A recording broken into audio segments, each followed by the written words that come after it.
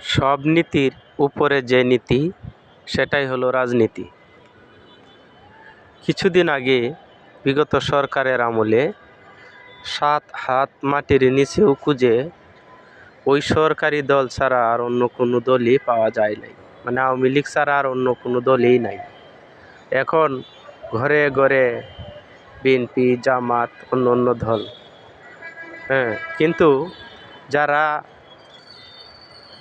এখন অন্য অন্য দলের বলে ঘোষণা করতেছেন তারা এটা জানেন না যে যে দলের হয়ে এখন ঘোষণা করছেন সেই দলের লোকজন, মানে বিএনপি বলেন, জামাত বলেন কি অন্য অন্য দল, তারা আরও 8-10 বছর আগেই তাদের দলের যারা কর্মী এবং সদস্য তারা এটা লিস্ট করে নিছে। এখন শুধু হালি ঘরে বাহিরে ঘোষণা দিয়ে কোনো লাভ নেই, কারণ তারা জানে যে এই লোকজনই আইসা দলের সবচেয়ে বড় ক্ষতি করে আর পোল্টিবাজ সুবিধাবাদী।